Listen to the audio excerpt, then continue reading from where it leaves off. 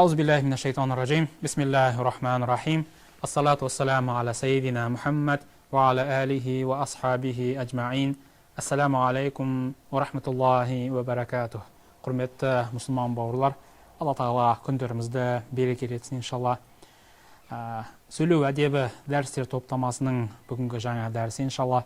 Жаңа дәріске көшпес бұрын ең алдымен өткен дәріске қысқаша шолу жасасақ, өткен дәрісімізде біз, құрметті бауырлар, мынау дұғаның қабыл болу шарттары жайында, жалпы дұға қабыл болатын тіл жайында сіздермен әңгіме қозғаған болатынбыз иншалла. Жалпы көп жағдайда мынау біз адамдар көп шағымданады, неге біздің дұға тілектеріміз неге қабыл болмайды, осы дұға тілек қабыл болу үшін адам не істеу керек деген секілді. Сол өткен сабағымызда біз осы дұға тілектердің адам қалай қабыл болады, қабыл болу өзіндік әдеттері, шарттары бар, қандай сөздер, қандай дұғаларды айтқан дұрыс, осы жөнінде біздер өткен дәрісімізде әңгіме қозғадық. Бүгінгі жаңа дәрісіміз, құрметті бауырлар, бұл енді тілдің кесапаттарының бірі, адам өміріне өте бір қауіпті кесапаттарының бірі, адамның басқа бір адамға бір мақтауды, мақтаудың бағыштауы, яғни біреуді мақтау. Әлбетте енді қарап отырсақ, әлеуметтік желілерде де, мысалы, әртүрлі қоғамдық мекемелерде, әртүрлі адамдар арасында бір-бірін орынсыз, бір-бірін мақтау деген нәрсе өте көп. Мақтаудың әлбетте орнымен мақтау да бар, сонымен қатар орынсыз шектен шығу, мақтаудағы шеттен шығу да бар. Бұл енді көп жағдайда мақталған адамның жеке тұлға ретінде бір өсуіне, бір дамуына бір тежеуші негізгі факторлардың бірі. Сонымен қатар бұл мақтауда жалпы шариғатымызда не дейді? Жалпы мақтау жайында егер қозғайтын болса, ең бірінші пайғамбарымыз саллаллаху алейхи вассалам өзінің сахабалары тарапынан қанша мәрте мақталған. Тіпті сахабалар емес, мүшриктер тарапынан да пайғамбарымыз саллаллаху алейхи вассалам мақталған, мақтау айтылған. Бірақ дегенмен де бұған пайғамбарымыз тыйым салмаған, әрдайым тыйым салмаған, тыйым салған кездерде болған. Дегенмен де пайғамбарымыз саллаллаху алейхи вассалам мақтауға, өзін мақтаған кезде пайғамбарымыз тыйым салмаған. Яғни бұл не нәрсені көрсетеді? Бұл дегеніміз адамның жағдайына байланысты. Кейбір адамдар бар, сол мақтауды көтере алатын адамдар бар. Кейбір адамдар керісінше мақтауды көтере алмай, тәкаппарлыққа беріліп, астамшылыққа беріліп кететін адамдар бар. Сол үшін адам мақтаған кезде, мақтаушы адамның жағдайына қарау керек. Енді жалпы пайғамбарымыз саллаллаху алейхи вассаламның өзі де мақтаған. Пайғамбарымыздың хадистерінде келеді. Атақты бір хадисінде пайғамбарымыз адамдардың алдында уағыз айтып тұрған кезде бір уағызында былай деп айтады: сендер білесіңдер ме, осындай бір садақа беруші адамдарға осындай бір садақа деген жәннатта есік бар. Ораза ұстаушы адамдарға осындай раян деген есік бар. Алла жолында шынайы түрде джихад жасайтын адамдарға джихад деген есік бар деген секілді. Намаз оқитын адамдарға намаз деген есік бар. Яғни осындай жәннаттың есіктері бар дейді. Бұл жерде әр құлшылықтағы адамның беріліп оқылуы, беріліп орындалуына байланысты. Сол кезде Абу Бәкір тұр былай дейді: Алла сіздің жолыңызды дейді. Алла сіздің жолыңызда, жалпы дін жолында, ата-анам сіздің жолыңызда пида болсын дейді. Я Расулалла дейді. Осы бүкіл есіктен бірдей кіретін адам бар ма дейді. Сол кезде пайғамбарымыз саллаллаху алейхи вассалам күліп айтады: әлбетте бар дейді. Міне сол кіретін адамдардың бір ретінде мен сені көріп тұрмын дейді. Қараңыздар, бұл жерде пайғамбарымыз саллаллаху алейхи вассалам Абу Бәкірді бүкіл дүйім жұрттың алдында мақтап жатыр, мадақтап жатыр. Енді бұл да бір мақтаудың түрі. Әлбетте пайғамбарымыз саллаллаху алейхи вассалам бұл мақтаған кезде Абу Бәкірдің жағдайын білді. Сонымен қатар пайғамбарымыз бұл жерде бір жалға өтірік сөз қосқан жоқ. Бұл жерде Абу Бәкірдің сипаты, Абу Бәкірдің әрекеті, амалдары баршасы бұл айтылған сөзге лайық. Сонымен қатар пайғамбарымыздың саллаллаху алейхи вассаламның тағы бір хадисінде келеді, Омар жайында келген хадисінде былай дейді: егер дейді Омардың көзінше айтады, егер Омарды дейді, егер шайтан лағнет егер көретін болса дейді бір көшеден, яғни ол сол көшемен, яғни Омар жүрген көшемен шайтан жүрмес еді дейді. Яғни бұл жерде сол бір Омардың қаншалықты жаңағыдай бір тақуалығын, қаншалықты жаңағыдай бір жігерлігін айтып тұрды. Сол секілді басқа да Ибн Масғудқа қатысты, сол секілді Али ибн Абу Талибке қатысты, басқа да сахабаларға қатысты пайғамбарымыздың мақтау, мадақ сөздері бар. Яғни бұл мақтау, мадақ сөздері шариғатымызда тыйым салынбайды. Әлбетте адамның абыройын, адамның мерейін үстем болу үшін жаңағыдай бір-бірін мақтау, бір-бірін жаңағыдай хақысын беру, ол шариғатта құпталған әрекеттер. Бірақ дегенмен де кей жағдайда адамның көтере алмау себебінен кей жағдайда пайғамбарымыз тыйым салған. Бірде мынау хадистерде келеді пайғамбарымыздың, мынау бір адамды бір пайғамбарымыздың көзі шалып қалады, бір адамды жер көкке тұрғызбай бір адам мақтап жатқан көреді. Сол кезде пайғамбарымыз айтқан екен де, ана бешараның желкесін үзіндір ғой деп, көп мақтап жер ғой деп. Мысалы жай бір қарапайым бір мысал, бала әлі санасы толықпаған, жаңа жүріп жүрген кішкене сәби баланы мақтап, қолпаштап, бір ісіне мақтасаңыз, кей кезде шалқалақтап, кей кезде құлап кетуі мүмкін да. Міне баланың бір қимылын, баланың әрекетінде адамдарға ауып кетуі мүмкін. Яғни әркез адам бұндай мақтау, мадақты көтере алмауы мүмкін. Яғни желкесін үзіндір ғой деген нәрсе, яғни бұл адамға зиян тигізіңдер ғой, бұл адамды осы тәкаппарлығын, басқа да бір сезімдерін оятып жүрдіңдер ғой деген секілді, яғни сол нәрсеге апару мүмкін деген секілді. Яғни пайғамбарымыз тыйым салған, яғни ол адамның жағдайына байланысты. Басқа бір хадисте, басқа бір неде Осман жайында бір қиссада келеді. Осман радиаллаху анху бір адам жерге қатты мақтап жатқан кезде Осман тұрып бір уыс топырақты алады, бетінен шашып жүреді. Сол кезде бұныңыз не деген кезде пайғамбарымыздың саллаллаху алейхи ва саллям хадисін келтіреді.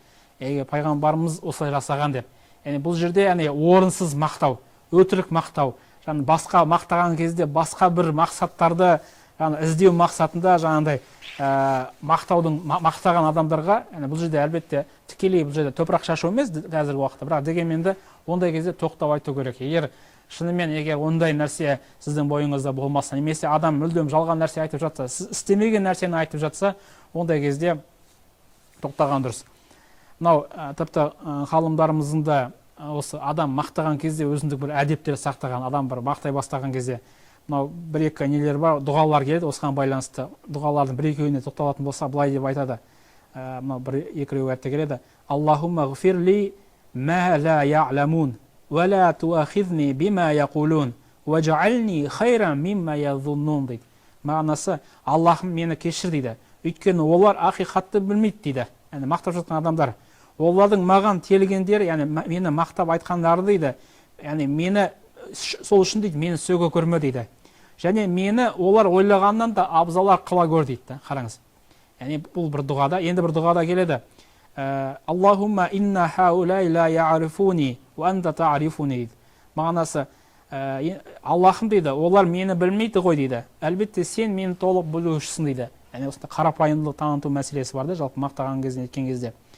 Яғни бұл дегеніміз адамның мақтау деген нәрсе, ол адам үшін өте бір қауіпті істердің бірі. Әр адам көтере алмайтын істердің бірі. Сол үшін бір адам мақтаған кезде өте мұқият болуымыз керек. Мынау жалпы мақтаудың зиянды нелеріне тоқталатын болсақ, негізгі бірінші, адамды асыра мақтаған кезде сөз өтіріктің араласып кету қаупі бар да. Кей кезде адамдарда бір адам мақтаған кезде ол адамды енді әртүрлі себептермен мақтайды ғой. Кей кезде мақта бастаған кезде оның бойында жоқ сипаттарды өтірік нәрсені қосып кетуі мүмкін да. Яғни адам өтірік нәрсе қосу, ол дегеніміз ол мұсылманға лайықты амалдар емес. Енді екінші нәрсе, мақтау барысында рия шеңберіне кіріп кетуі мүмкін. Рия дегеніміз сіз бір Алланың разылығы үшін біреуді абыройын, сондай бір жақсы мақтап жатсаңыз, сол кезде Алланың разылығы үшін емес, басқа да бір бұл адамның көзінде, адамның алдында мен бір абыройлы болайын, бұл адамның алдында мен көрініп қалайын деген секілді, сондай бір мақсаттарда. Жай бір қазіргі мысал, өмірден бір мысал. Мысалы адамдар бар, әртүрлі мансаптарда, әртүрлі деңгейлерде қызмет атқаратын. Кей кезде кейбір адамдар бар, мысалы, кез келген бір басшы ретінде өзінің қарамағындағы адамдармен ақылдасады. Мысалы бір жобаны алады да, осы жобаны қалай деп, осы нәрсені қалай ойлайсыңдар деген кезде кейбір адамдардың ішінде бір қателік әр нәрсеге құптайды да, ол басеке дейді да, мынау жазған нәрсеңіз қандай керемет. Бұл жоспарыңызда ешбір нұқсан жоқ қой деген секілді. Яғни өзіндік бір жеке пікірі жоқ адамдар ғой негізінде, жалпы мақтай беретін адам. Ал егер шынайы түрде, ол мүмкін ол әрине адамға жағады ондай сөздер. Ол мүмкін сізге бір келеді, екі келеді, үш келеді. Егер жеке сіздің пікіріңіз болмаса, сол мәселеге байланысты бір ақыл сұраған кезде тек мақтай беретін болсаңыз, ол тіпті сізден келесі жолы сіздің пікіріңізді сұрамайды. Өйткені ол өзіндік бір жеке пікірі жоқ адам ретінде. Яғни тіпті сіздің абыройыңызда ол адамның алдында жоғары болмайды.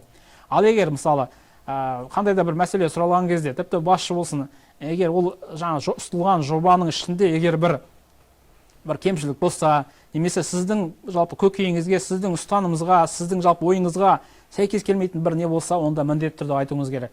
Мысалы, бәке немесе қандай да бір атын атап, мынау жобаңыз өте жақсы екен, мынау бәрі жан-жақты қарапсыз дегенмен де мынау тұсына сіз бір мән беріп қарасаңыз, өйткені бұл жағдайда, қазіргі жағдайда, қазіргі нарықта немесе қазіргі жағдайда бұл нәрсе айтылмайды, бұл нәрсе сәйкес емес деген секілді өзіңіздің тек қана бір қатені ғана айтып қана қоймай, сол қатен не үшін қате екенін сіз өзіңіз дәлелдеп айтсаңыз, ол мүмкін кейбір адамдар жаңағыдай бір білімсіздігіне мүмкін басында ол ұнатпай қалуы мүмкін да ол нәрсені сіздің пікіріңді айтқан кезде, жаңа бір қатесін түзеген кезде, бірақ негізі ол дұрыс басшы болса, яғни өзін ойлайтын, жалпы қоғамды ойлайтын, өзінің кәсібін ойлайтын басшы болатын болса, ол кейін сізге келіп тағы да ақылын сұрайды. Өйткені сіздің өзіңіздің бір жеке пікіріңіз бар, яғни жеке ойыңыз бар екенін біледі. Сол секілді ол ақырын түсіне бастайды. Яғни ол бір айтқанда мақсаты ол бір адамның қателігін іздеу емес, керісінше ол бір жұмысты алға бастыру екен.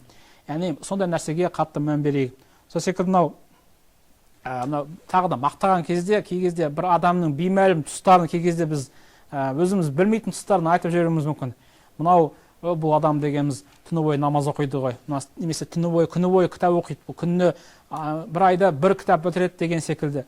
Бірде мынау кім Абу Ханифа бір базарда өтіп бара жатқан кезде бір адамдар сыртынан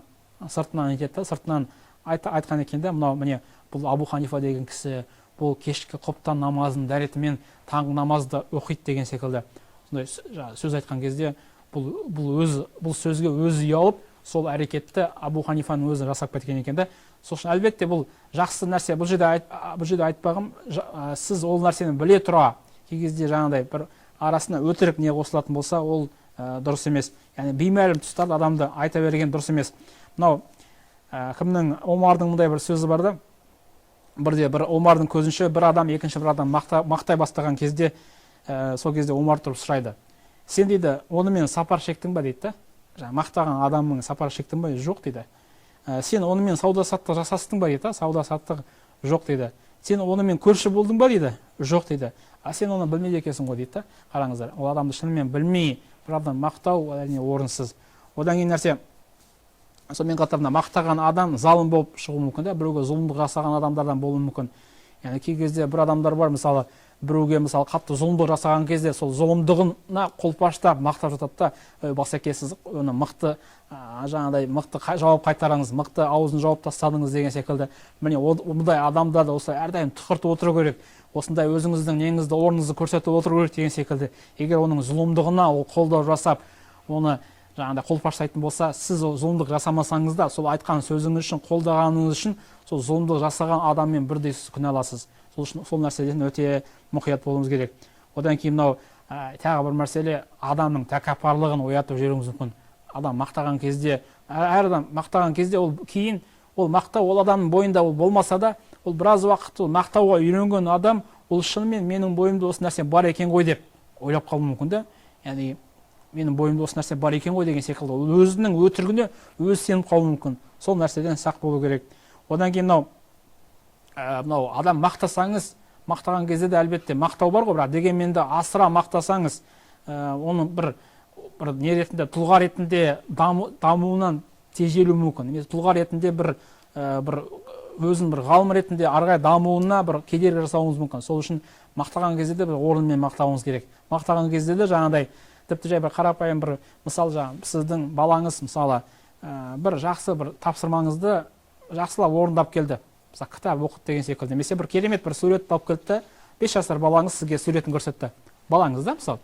Сол кезде тек қана мақтасаңыз ол да болмайды. Мысалы бірінші мақтаңызда, балақай, мына суреттің қалай керемет. Мынау тек қана керемет деп қана қоя салып, мә деп бере салмай, сол нені суреттің ішіндегі суретті қарауыңыз керек те. Мынау нені суреттерді әдемі таңдапсың, мынау түсін өте сәйкес келіп тұр екен деген секілді. Мынау күннің түсі мен бұлттың түсі өте сәйкес келіп тұр екен. Мынау балам бұл өте әдемі сурет салыпсың.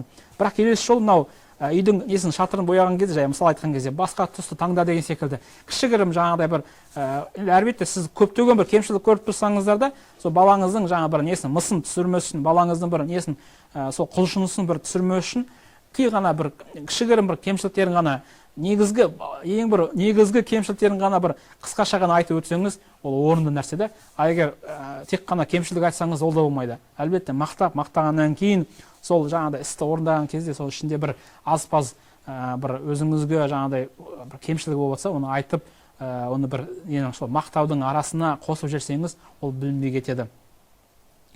Сонымен қатар мынау мақтау жалпы енді жаңа рұқсат етіледі деп жатырмыз ғой. Енді әлбетте 200-лерді мақталмайды деп жатырмыз, сонымен қатар залымдарды мақталмайды деп жатырмыз.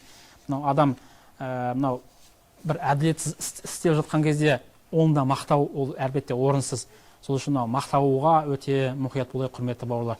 Мақтаған кезде екінші бір адамның көкейінде, жүріс-тұрысында бір тәкаппарлықты, басқа да бір ұнамсыз сипаттардың оянып кетуіне біз жол бермейік, бауырлар. Алла тағала баршамызға разы болсын, иншалла. Алла тағала біздердің бойымыздағы, жалпы тіліміздің кейбір кемшіліктерін Алла тағала өзің кешіріп, біздерді өзінің тура жолынан Алла тағала адастыра көрме. Алхамдулиллахи роббил алямин, бирахматика я архамар рахимин.